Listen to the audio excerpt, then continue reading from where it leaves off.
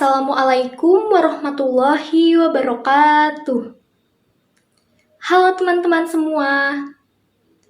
Yang terhormat kepada Ibu Haji Muflihah Eskom IMM selaku dosen pengampu mata kuliah Etika dan Komunikasi Bisnis.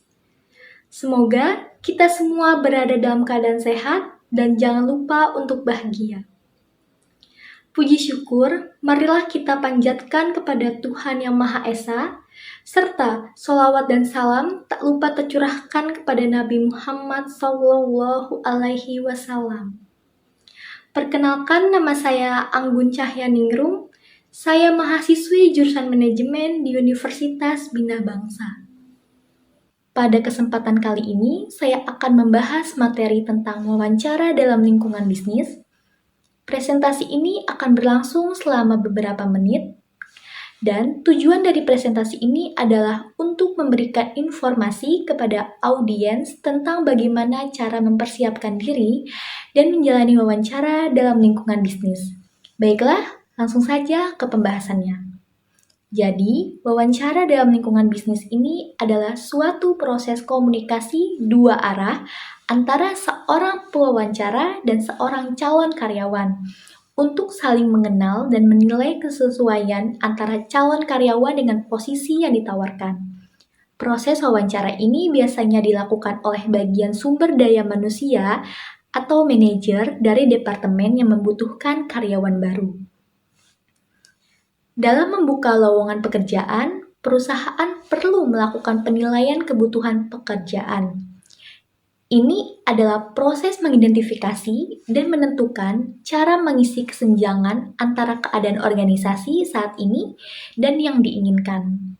Proses tersebut menguraikan proses mana yang mungkin ingin diprioritaskan, ditingkatkan, atau disediakan sumber dayanya oleh tim untuk mencapai tujuan perusahaan. Dan juga, perusahaan perlu melakukan pertimbangan umum pada sebuah wawancara. Pertimbangan umum ini mengacu pada hal-hal yang perlu dipertimbangkan baik oleh pewawancara maupun calon karyawan selama proses wawancara. Hal ini meliputi penilaian terhadap kompetensi, karakter, sikap, grooming, pengalaman, dan kemampuan komunikasi calon karyawan. Selain itu, pewawancara juga perlu memperhatikan kesesuaian calon karyawan dengan visi, misi, dan budaya perusahaan, serta kemampuannya untuk beradaptasi dengan lingkungan kerja yang berbeda. Bagi calon karyawan, penting untuk menunjukkan kesesuaian dengan tujuan perusahaan, menceritakan perjalanan hidup yang inspiratif, dan menguasai materi yang berkaitan dengan posisi yang dilamar. Berkaitan dengan wawancara, terdapat tahap-tahap dalam proses pekerjaan. Sekurang-kurangnya terdapat 10 tahap yang muncul dalam proses suatu pekerjaan, yaitu tahap pertama adalah menilai kebutuhan. Menilai kebutuhan melibatkan perspektif pewawancara dan pelamar. Dari segi pewawancara, menilai kebutuhan berarti memahami dengan jelas peran atau posisi yang ingin diisi dan mengidentifikasikan keterampilan, pengetahuan, dan sifat yang diperlukan untuk berhasil dalam peran tersebut. Sementara itu, dari perspektif pelamar, menilai kebutuhan melibatkan pemahaman mendalam tentang persyaratan pekerjaan dan kriteria yang seleksi. Pelamar perlu mengevaluasi sejauh mana keterampilan dan pengalaman mereka sesuai dengan kebutuhan yang diinginkan oleh perusahaan. Tahap yang kedua yaitu menyelidiki pekerjaan. Menyelidiki pekerjaan ini mengacu pada proses pengumpulan informasi terkait dengan tugas, tanggung jawab, kebijakan, dan lingkungan kerja yang terkait dengan posisi yang sedang dibahas. Dalam konteks wawancara bisnis, penyelidikan pekerjaan dilakukan untuk memahami secara mendalam tentang peran yang akan diisi oleh calon karyawan, serta untuk mengevaluasi sejauh mana kandidat yang cocok dengan posisi tersebut. Tahap yang ketiga yaitu membuat lamaran. Membuat lamaran adalah membuat surat lamaran pekerjaan yang akan dikirimkan ke calon pemberi kerja untuk mengungkapkan minat dalam posisi yang mereka tawarkan. Surat lamaran pekerjaan membantu HRD untuk menentukan apakah pelamar memenuhi syarat yang dibutuhkan untuk posisi yang dilamar dan membantu penyaring berkas dan pewawancara untuk memilih pelamar yang sesuai kriteria. Jadi, membuat lamaran berarti menyiapkan dokumen-dokumen yang diperlukan untuk melamar pekerjaan, seperti surat lamaran dan resume. Surat lamaran adalah dokumen yang memperkenalkan diri Anda dan menjelaskan mengapa Anda tertarik dengan pekerjaan tersebut. Resume adalah dokumen yang memberikan ringkasan pengalaman kerja, pendidikan, dan keterampilan Anda. Tahap yang keempat yaitu menyaring pelamar. Menyaring pelamar adalah proses seleksi calon karyawan yang bertujuan untuk memilih kandidat yang paling cocok untuk posisi tersebut. Proses ini dilakukan untuk menghemat waktu dan sumber daya perusahaan, serta memastikan bahwa pemberi kerja tidak harus menjalani wawancara yang memakan waktu dengan calon karyawan yang tidak cocok. Jadi, proses penyaringan pelamar ini adalah prosedur di mana manajer perekrutan meninjau surat lamaran dan resume yang diterima. Surat lamaran dan resume akan dianalisis untuk melihat apakah pelamar memenuhi persyaratan kualifikasi yang ditetapkan untuk posisi tersebut. Pelamar yang memenuhi persyaratan kualifikasi akan diundang untuk wawancara. Tahap yang kelima yaitu pertimbangan pewawancara dalam wawancara.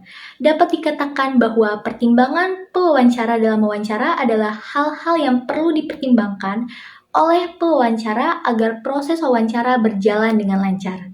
Terkadang, manajer tidak menyadari bahwa kualitas seseorang dalam mengadakan wawancara merupakan faktor penting dalam menentukan apakah seorang pelamar yang memenuhi syarat dengan baik akan menerima tawaran kerja di perusahaan tersebut.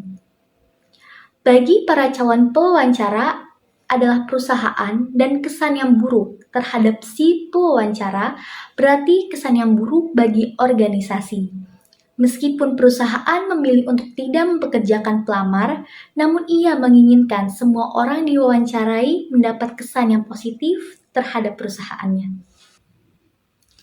Tahap yang keenam yaitu peran pelamar dalam wawancara. Peran pelamar dalam wawancara di lingkungan bisnis sangatlah penting. Mereka perlu menunjukkan pengetahuan, keterampilan, dan pengalaman yang relevan dengan posisi yang dilamar. Selain itu, pelamar juga perlu mempersiapkan diri dengan baik, termasuk dalam hal pengetahuan tentang perusahaan dan lingkungan bisnisnya. Selain itu, sikap positif, komunikasi efektif, dan kemampuan untuk merespon pertanyaan wawancara dengan baik juga sangat diperlukan untuk memberikan kesan yang baik kepada pihak pewawancara. Tahap yang ketujuh yaitu tindak lanjut. Tindak lanjut dalam wawancara bisnis mengacu pada langkah-langkah atau komunikasi yang dilakukan setelah sesi wawancara untuk menunjukkan minat, mengklarifikasi informasi, atau menegaskan ketertarikan pada posisi atau perusahaan. Ini dapat mencakup mengirimkan surat terima kasih, menanyakan situs seleksi, atau memberikan informasi tambahan jika diminta. Tujuannya adalah memperkuat kesan positif dan menunjukkan profesionalisme serta antusiasme terhadap peluang tersebut. Tahap yang ke-8 yaitu seleksi. Seleksi merujuk pada proses pemilihan calon karyawan atau mitra bisnis yang paling cocok untuk memenuhi kebutuhan perusahaan Ini melibatkan penilaian keterampilan, pengalaman, dan kepribadian calon melalui wawancara, evaluasi, dan mungkin juga uji keterampilan. Seleksi ini bertujuan untuk memastikan bahwa individu atau tim yang dipilih memiliki kemampuan dan karakteristik yang sesuai dengan tujuan dan nilai perusahaan, serta dapat berkontribusi secara positif terhadap kesuksesan bisnis. Tahap yang kesembilan yaitu penempatan, di mana hal ini merujuk pada penentuan posisi atau peran spesifik yang akan diisi oleh karyawan yang telah melewati proses seleksi. Ini mencakup penugasan mereka ke unit atau departemen tertentu dalam organisasi sesuai dengan keahlian, keterampilan, dan pengalaman yang dimiliki. Artinya, karyawan ditempatkan pada peran yang dianggap paling sesuai dengan profil dan kemampuannya. Tahap yang ke-10 atau tahap yang terakhir yaitu orientasi. Orientasi mengacu pada proses pengenalan dan pengarahan terhadap calon karyawan yang baru bergabung dengan perusahaan. Tujuannya adalah untuk membantu calon karyawan memahami lingkungan kerja, tugas dan tanggung jawab, serta kebijakan perusahaan. Orientasi juga dapat membantu calon karyawan beradaptasi dengan cepat dan merasa nyaman di lingkungan kerja yang baru. Itulah 10 tahap dalam proses suatu pekerjaan. Selanjutnya, saya akan membahas mengenai apa itu penilaian dan peningkatan kinerja. Jadi, penilaian kinerja adalah proses yang sistematik untuk menilai pencapaian karyawan terhadap tujuan dan standar yang telah ditetapkan. Sementara, peningkatan kinerja adalah upaya yang diarahkan untuk meningkatkan kemampuan, efisiensi, dan efektivitas karyawan berdasarkan hasil dari penilaian kinerja. Keduanya bekerja bersama untuk menciptakan lingkungan kerja yang efisien, memotivasi karyawan, dan meningkatkan kemampuan individu demi kesuksesan jangka panjang organisasi atau perusahaan. Dalam suatu proses penilaian, sebaiknya dilakukan secara objektif dan adil, dengan memberikan umpan balik konstruktif untuk membantu karyawan berkembang. Hasil penilaian tersebut kemudian dapat digunakan sebagai dasar untuk memberikan penghargaan, pengembangan lebih lanjut, atau bahkan keputusan terkait kontrak kerja. Secara keseluruhan, penilaian karyawan membantu organisasi memahami kerja individu, merencanakan pengembangan, dan membuat keputusan yang mendukung pertumbuhan, baik bagi karyawan maupun perusahaan, secara keseluruhan. Pada saat memberikan penilaian kepada seorang pegawai, manajer harus mempertimbangkan 3 pendekatan, yaitu 3 pendekatan tersebut. Yang pertama, metode berkata dan menjual. Metode ini sering digunakan, tetapi hal ini mungkin tidak memenuhi kebutuhan pegawai. Pada proses ini, perkenalan secara umum meliputi alasan untuk evaluasi tertulis pada masa mendatang. Evaluasi tertulis diajukan dan tidak jarang konflik terjadi di antara pegawai dan penyelia. Yang kedua, metode berkata dan mendengarkan. Metode ini mengasumsikan bahwa perasaan sama pentingnya dengan fakta. Seorang manajer yakin bahwa orang-orang akan bertambah baik jika para penilai bersikap peduli dan mengerti. Pendekatan ini lebih bersandar pada penghargaan hakiki internal dibandingkan dengan penghargaan luar moneter. Yang ketiga yaitu wawancara. Penilaian penyelesaian masalah, metode ini sering menjadi ajang pembahasan mengenai apa yang dapat dilakukan untuk meningkatkan kinerja dan situasi kerja. Pendekatan pemecahan masalah jarang dilakukan karena melalui metode ini, tujuan-tujuan evaluasi yang menginformasikan pegawai tentang tempat ia bekerja mungkin akan diabaikan atau hilang. Wawancara penilaian tidak hanya merupakan penyusunan umpan balik Pada kenyataannya, salah satu keahlian antar pesona terpenting yang dapat dikembangkannya adalah memberikan umpan balik yang efektif. Terdapat 10 saran umpan balik bagi penyelia yang efektif, yaitu yang pertama, umpan balik yang efektif lebih bersifat khusus, bukan umum. Manajer yang ahli akan memberikan pertanyaan khusus sebagai pengganti pertanyaan umum yang mudah diabaikan. Yang kedua, umpan balik yang efektif diberikan melalui tatap muka. Umpan balik tatap muka sangat diperlukan untuk memperoleh informasi negatif yang diberikan manajer dalam lingkungan pribadi. Yang ketiga, umpan balik yang efektif disampaikan melalui keterus-terangan. Umpan balik harus bersifat asli dan dikomunikasikan secara pribadi dengan penuh perhatian. Yang keempat, umpan balik yang efektif selalu muncul pada saat yang tepat. Manajer yang baik mengetahui bahwa umpan balik yang efektif selalu dipilih pada saat yang tepat. Yang kelima, umpan balik yang efektif jika negatif berhubungan dengan perilaku, bukan nilai seseorang. Tingkah laku bisa merupakan suatu masalah, tetapi orang masih mempunyai nilai, dan nilai pembawaan manusia tersebutlah yang harus diperkokoh.